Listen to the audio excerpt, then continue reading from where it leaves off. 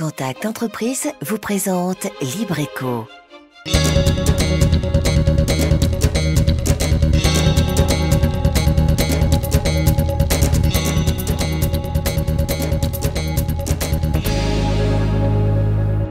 Salut à tous, c'est Libreco. On se retrouve comme chaque mercredi pour découvrir une entreprise de Lille et aller à la rencontre de ceux et celles qui les font vivre.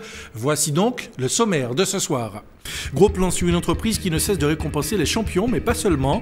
Le vainqueur existe depuis 1 an et s'est spécialisé dans un secteur hors du commun, vous le verrez. Avec des collectivités, des associations et autres clubs sportifs comme clients, une gestion administrative sans faille est indispensable. L'équipe du vainqueur l'a bien compris. Les palettes de transport sont devenues la spécialité de la Socapal. Avec ses nombreuses innovations, elle est devenue leader sur le marché caribéen. C'est le bon plan de la semaine. Sans oublier nos chiffres et données économiques de Lille. Vous êtes prêts ? Nous aussi, Libreco, c'est parti.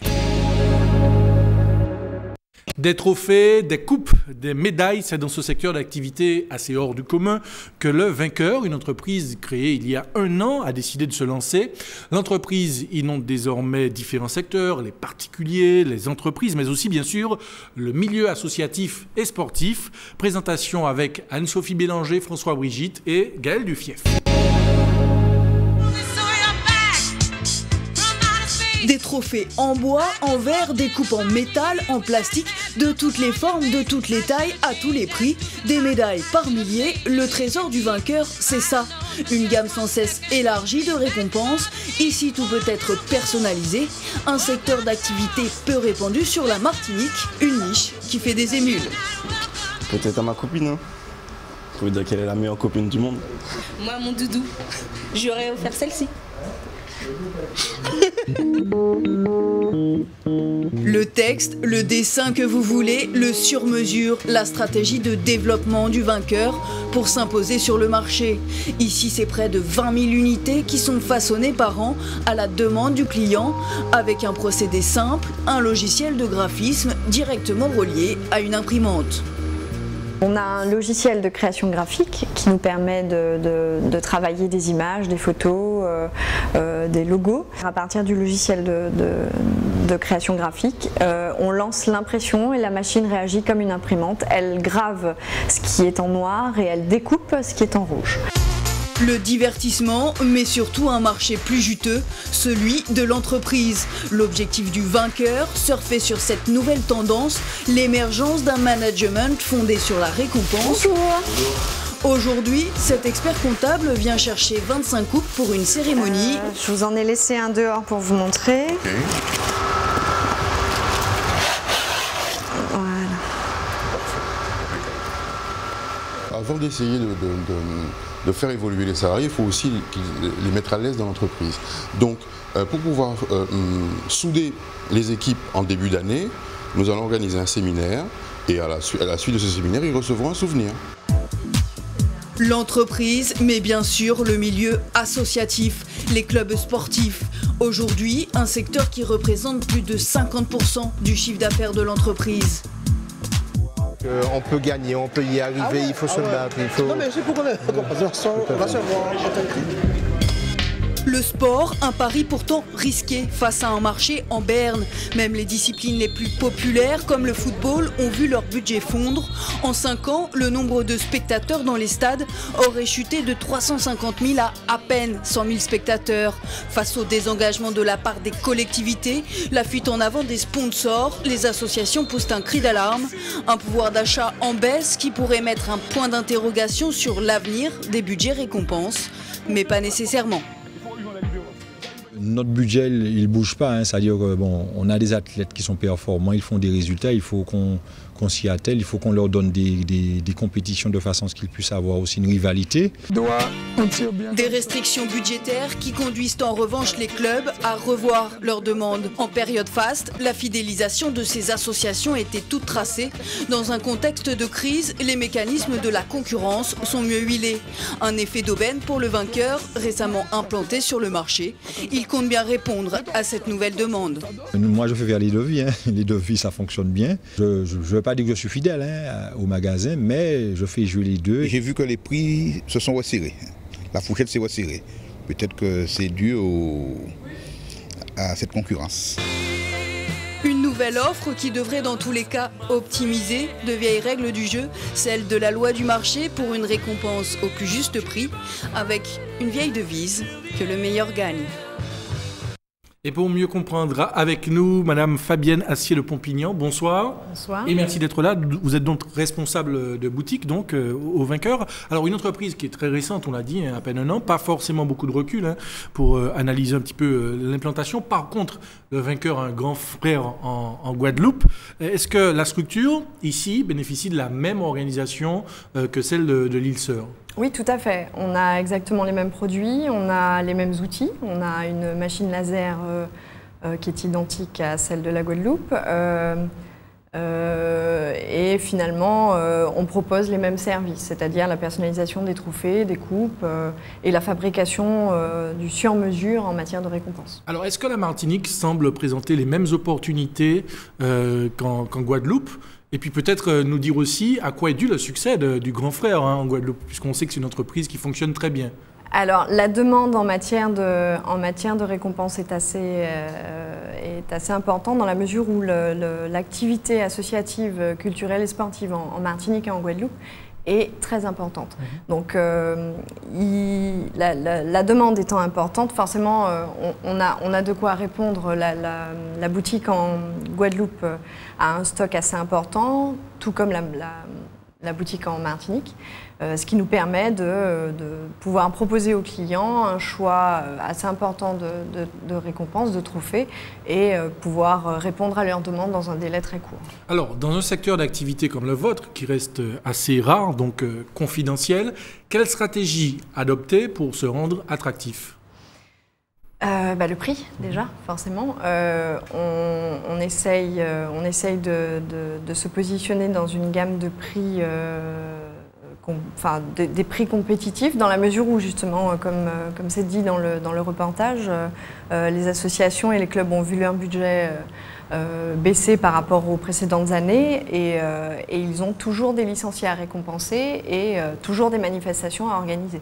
Donc on se positionne forcément sur un plan économique. On essaye de correspondre à leur budget. Alors justement, au quotidien, comment ça se passe? Est-ce que vous démarchez les clubs, les associations? Est-ce que vous vous positionnez sur les appels d'offres des collectivités territoriales? Alors oui, on a répondu à quelques appels d'offres, mais comme vous le dites, la boutique n'a qu'un an d'existence. C'est vrai qu'à ce niveau-là, on n'a pas beaucoup de recul. On a répondu à quelques appels d'offres. On a sollicité les clubs et les associations en leur envoyant des emailings, des fax et des courriers. Après, c'est vrai que on est dans une optique justement de développement de la boutique, donc à terme, pourquoi pas avoir une communication sous forme de flyers, de documents qu'on remettrait un peu partout, parce qu'on ne cible pas essentiellement en fait les associations et les clubs. On essaye aussi de toucher une cible de particuliers. Les entreprises aussi peut-être. Alors justement, j'y venais parce que il se dit que dans les entreprises maintenant il y a des stratégies qui sont mises en place pour distinguer les employés, l'employé du mois, etc. Des formules innovantes. Quel est exactement le potentiel de cette demande chez nous en matière de récompenses, de trophées, etc. Il est essentiel dans une entreprise de motiver ses employés et la récompense est un excellent moyen. Quand on organise... Les employés, de manière générale, seront contents de vous entendre ce soir. J'imagine. Forcément, quand on est employeur, on a envie d'avoir un résultat grandissant et en motivant ses salariés, on va vers ça. C'est-à-dire qu'on les encourage à toujours faire plus, mais aussi à développer l'esprit d'équipe. L'entreprise peut fonctionner comme une équipe de sport. Les salariés doivent communiquer entre eux et l'esprit d'équipe qu'on retrouve dans le milieu sportif est nécessaire aussi dans l'entreprise. Alors, tout à fait. L'univers de la récompense est un monde qui fait rêver, ou du moins qui a émerveillé les gérants du Vainqueur. Pour les faire briller, il fallait bien un peu d'imagination et de créativité, mais les faire rayonner et développer l'activité nécessite aussi d'avoir les pieds sur terre pour une bonne gestion administrative. Rencontre avec une équipe qui fait la course en tête. Regardez. Un double titre de championne du monde vétéran, quadruple championne de France, l'ombre de Nadine Caster continue de planer sur les terrains, comme celle d'une athlète de haut niveau qui a fait rayonner la Martinique à travers le monde. Autant de coupes, de médailles, arrachées dans l'effort, par la volonté, la persévérance. Jusqu'à 25 ans, on a des médailles et puis à partir du moment où on fait partie de l'équipe de France, souvent c'est que des médailles en fait. Mais vous savez, j'en ai beaucoup à la maison. Comme ça, des fois ça m'arrive de regarder. Ou ces derniers championnats, j'ai été regarder avec beaucoup d'émotion. Ça m'a rappelé quand j'étais là et voilà quoi, ça fait des souvenirs. Consacrer un talent, du travail, mais pas seulement celui des étoiles. C'est ce qui aurait motivé Jean-Pierre de Rénal, le gérant du vainqueur, à plonger dans l'univers de la récompense. La reprise du vainqueur, un coup de cœur selon lui. Son vrai métier, comme il l'appelle, c'est l'installation de dépôts, de bâtiments. Aujourd'hui, s'il n'exerce pas de fonction à part entière dans l'entreprise, c'est par plaisir qu'il vient se frotter aux coupes et aux trophées, peut-être pour concrétiser un vieux rêve d'enfant, le reflet selon lui d'un avenir meilleur. Vous trouvez pas ça magnifique de rentrer dans l'univers de la récompense, de la reconnaissance, pouvoir offrir quelque chose à quelqu'un, tout simplement un petit symbole qui va lui permettre et qui va lui rappeler pendant de très longues années quelque chose qu'il a gagné. Et il fallait bien un trait de créativité pour sublimer cette imagination. La gravure, un savoir-faire, mais aussi un art. Et c'est peut-être ici, à l'Institut régional d'art visuel de Martinique, que tout a commencé. C'est dans cet institut qu'il y a 12 ans, Nadine a développé sa créativité pendant 3 ans. Ah, c'est mon dessin! Un brin de nostalgie pour le dessin, mais c'est l'option design d'objets qui la faisait palpiter. À l'imagination débridée de certains de ses camarades à l'époque, Fabienne, elle, opposait un côté pragmatique, de traits de caractère qui l'ont peut-être conduite jusqu'aux portes du vainqueur. Tout en étant artiste, en ayant une part de créativité assez importante, ça me permettait d'avoir toujours les pieds sur terre et je couplais les deux du coup finalement. Et c'est ce que je retrouve dans mon métier à l'heure actuelle. J'ai un boulot, je suis responsable de boutique, je fais de l'administratif pur et dur et à côté j'ai mon petit échappatoire de créa sur la machine. De la technique, de la persévérance, un soupçon de rêve porté par beaucoup d'ambition, autant de qualités qui parviendront peut-être à hisser le vainqueur sur la plus haute marche du podium. Voilà, on aura donc compris que vous êtes une artiste dans l'âme. Le vainqueur, donc, on l'a vu, propose la personnalisation des trophées, des coupes. Est-ce que c'est une formule qui rencontre un certain succès? Et peut-être nous dire quelles sont les marques le plus souvent demandées? Qu'est-ce qu'il faut inscrire sur les trophées?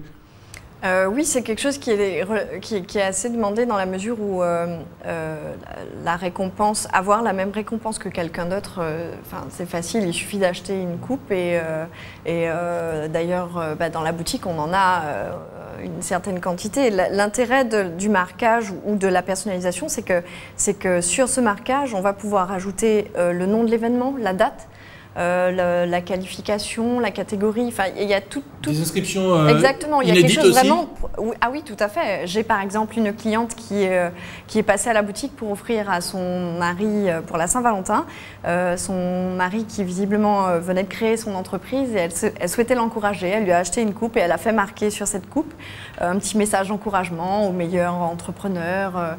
Et c'est vrai que il y a une demande. Ça tombe bien, c'est bientôt Noël, hein, dans quelques mois. Exactement. Mais on travaille aussi. J'ai travaillé par exemple cette année sur la fête des mères, sur la fête des pères. J'ai également fait tout ce qui est anniversaire de mariage, départ à la retraite. Il y a tellement de possibilités en fait que on peut innover, en fait, voilà, sortir du monde sportif à proprement dit. Alors, justement, en matière d'innovation, alors vous avez une entreprise concurrente, hein, une entreprise qui était déjà positionnée sur ce marché. Comment parvenir à trouver sa place dans ce contexte? Déjà, Je pense que c'est... Uniquement au niveau des prix ou bien est-ce que c'est au niveau du service? Comment ça se passe? Je pense que c'est un tout. Il faut être disponible, accessible et puis avoir surtout de la diversité. Et ce n'est pas seulement dans la proposition des produits en boutique, c'est aussi dans la créativité. Alors, on a parlé du contexte de crise aussi, hein. On a vu avec les associations, il y a les particuliers de toute façon. Dans quelle mesure ces restrictions budgétaires influencent votre activité? Est-ce que ça a un impact direct? Vous avez pu le mesurer? Non, parce qu'on n'a qu'un an d'existence, donc la mesure n'a pas été... mais par rapport à l'entreprise de Guadeloupe, qui a, elle, une expérience beaucoup plus longue, c'est quelque chose qui s'est vu, oui, forcément, dans les budgets des associations.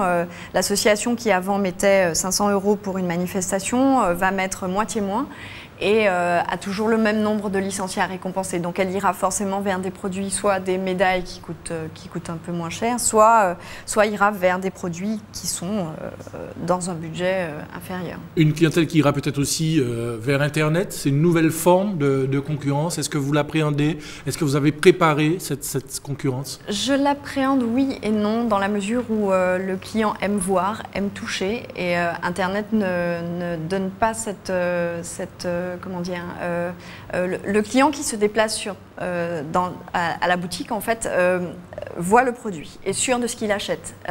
Il peut... Sur Internet, il doit se contenter de photos. Exactement. En plus, sur Internet, les prix affichés ne sont pas les prix réels. Il faut rajouter les frais de port. Finalement, l'un dans l'autre, on se retrouve à prendre beaucoup de risques pour gagner quelques euros, quoi. Bon, on a compris que vous savez défendre votre produit. Allez, le chiffre de la semaine, entre 6 000 et 7 000, c'est le nombre d'associations estimées sur la Martinique en janvier 2010. Voici les détails d'Anne-Sophie Bélanger. Et oui, difficile d'être bien précis, car si les associations ont l'obligation de se déclarer, elles n'ont en revanche aucun devoir de prévenir si elles mettent la clé sous la porte ou si elles sont simplement mises en sommeil. Bref, entre 6 000 et 7 000 associations, plus ou moins dynamiques, réparties dans tous les secteurs. La culture, l'économie, le social, l'environnement, mais surtout, et évidemment, le sport. En janvier 2010, 294 personnes étaient salariées dans le milieu associatif sportif. Des salariés, mais aussi de nombreux bénévoles qui encadrent ce milieu associatif. Il serait de 80 à 90 000 sur le territoire, avec une nuance néanmoins entre ceux qui interviennent régulièrement et ceux qui agissent ponctuellement. Les premiers sont en moyenne 5 par association, bref, de quoi compter 30 à 35 000 bénévoles réguliers dans la région. Un poumon qui s'avère vital au cœur de la problématique du désengagement des pouvoirs publics. Et nous poursuivons avec le bon plan de la semaine. 1997 a signé la fin des bananes envoyées en vrac dans les conteneurs. La législation a obligé les planteurs à palettiser. Une entreprise a répondu à l'appel de ce nouveau besoin du marché de la banane et a décidé de se lancer dans une nouvelle activité spécialisée dans la palette. La Socapal était née. Coup de projecteur avec Anne-Sophie Bélanger, François Brigitte et Gaël Dufief.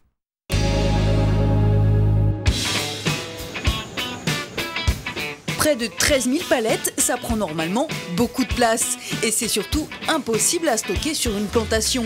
La Socapal, elle le peut. Oui, mais elle triche. Elle utilise un produit phare, la palette en kit, créée spécialement pour la Martinique. En effet, avant seulement 2 solutions coexistaient, ou fabriquer les palettes avec tous les éléments sur place, soit les importer déjà toutes montées. Une 3e voie a été inventée ici, la palette en kit, un concept qui par ses avantages a été diffusé à travers le monde. Si on rentre que du bois dans un conteneur pour faire des palettes, le conteneur n'est pas plein, puisque vous avez surcharge. Si on rentre que des palettes complètes, c'est trop cher en transport parce que ça prend trop de place. On fait trouver le juste milieu. Et c'est un concept où on peut avoir la charge maximum dans un conteneur en le remplissant complètement et ça diminue les coûts de transport. La palette en kit, mais aussi la palette Dédé, entièrement reconstituée en déchets. Un surnom qui a de quoi faire sourire à bien des égards. La même palette dans le commerce vaudrait 17 €, sans marge de l'exploitant. Elle revient avec ce dispositif à 11 €. Dédé pour sa matière première, les déchets, mais aussi pour un autre trait de sa personnalité, sa participation au développement durable. Les planches, ce sont des palettes de récupération et les chevrons, c'est des déchets de bois de scierie. Et donc on fait une palette reconstituée qu'en déchets de bois qui à l'origine part en broyage. Bon, le bois de palette c'est 10 ans, mais le bois que vous avez là en chevron, c'est des arbres qui ont 50-60 ans. Donc avant que ça repousse, si on peut utiliser le déchet, c'est bien plus simple que de couper du bois bêtement pour ça. De la transformation au recyclage, du reconditionnement à la réparation, ici, la palette ne connaît pas de retraite. Mais si la Socapal se montre si ingénieuse et déterminée, c'est aussi par nécessité. Pour qu'une telle structure existe, il faudrait normalement un marché de consommation d'1 million d'habitants. On en est bien loin, alors l'entreprise innove, se diversifie, tout en restant fidèle à la palette. Et des palettes au sommier, il n'y aurait qu'un pas, ou plutôt quelques vis. Nous avons constaté que le sommier bois, le sommier brut qui sert de sommier tapissier ensuite une fois qu'il est recouvert, avait le même principe de fabrication que la palette. Donc nous avons lancé cette activité puisqu'il faut savoir qu'en Martinique, les sommiers arrivent de la métropole et par conséquent, il était utile d'avoir cette activité qui nous permettait de diversifier notre activité. Ici, rien ne se perd, tout se renouvelle. Et quand mesdames arrivent en fin de vie, on les recycle en copeaux de bois. Un produit qui peut être décoratif dans les jardins, mais surtout écologique et pratique. Il permettrait de limiter l'arrosage de 60 à 80%. Mais pas seulement. Ça empêche la repousse d'arbres et ça protège votre terrain puisque la partie qui est en contact avec le sol se dégrade au fil du temps et finit par faire du compost et nourrit le sol. Donc nous avons donc ce produit qui est le couvre-sol et parallèlement à ce produit, nous avons ici la litière pour animaux d'élevage. Une palette de produits, de services, de secteurs desservis avec la même matière première, la Socapal a relevé un véritable défi, celui de continuer à exister en dépit de l'étroitesse du marché. La démonstration aussi que faute d'avoir un véritable besoin, parfois il suffit de simplement l'inventer. Madame Fabienne de Pompigny est restée avec nous. Alors, vous avez vu ce reportage, un secteur d'activité complètement différent que celui dans lequel vous évoluez. Mais justement, est-ce que dans le monde des récompenses, on peut imaginer des innovations, des nouveautés dans les mois, les années à venir ? Je pense que l'innovation, toujours dans l'esprit de rester disponible pour le client, serait éventuellement de créer un portail qui permettrait au client de commander à distance de son bureau, en fait, commander ses récompenses et venir les récupérer à la boutique. Donc un portail internet avec des visuels, avec les mêmes prestations finalement qu'en boutique, mais à distance. Et au niveau des coupes, des médailles, est-ce qu'on peut imaginer des choses inédites, enfin des coupes, je ne sais pas, est-ce que vous avez eu vent de projets en cours dans ce domaine ? Non, pas particulièrement, mais après ça reste très ouvert dans la mesure où toujours dans l'optique de faire du sur-mesure pour le client, on peut travailler le plexiglas. Donc découper le plexiglas et faire des choses assez sympathiques donc, en matière de trophées ou de médailles. Tout est possible chez vous en tout cas. Exactement. Alors quels sont les grands projets, les perspectives de développement pour votre entreprise, Madame de Pompignan ? Comme je vous dis, le site internet, ça serait bien dans l'optique du développement. Une implantation ailleurs qu'à Fort-de-France, est-ce que vous allez vous développer ? C'est à voir. C'est à voir. Bon, ça pourrait être, je reprends ce que mon client m'a dit pas plus tard que ce matin. Le Gros Morne c'est loin et descendre pour acheter 3 coupes, c'est vrai que c'est pas facile et que le Nord a besoin. Donc on va y réfléchir. L'idée est lancée en tout cas. Vous reviendrez peut-être nous annoncer le scoop d'un Libreco.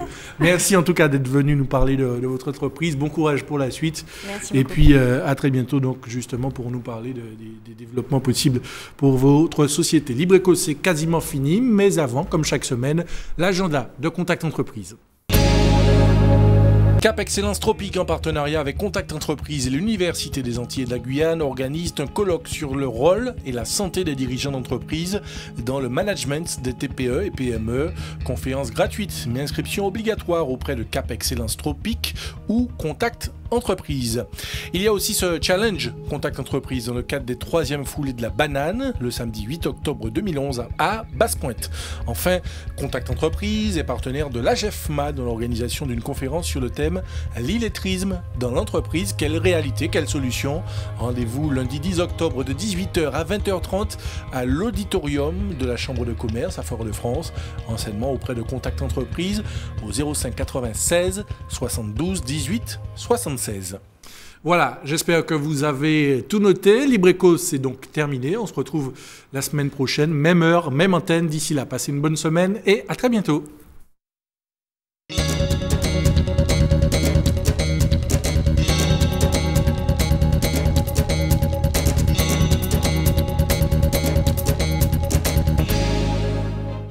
Contact Entreprise vous a présenté Libreco.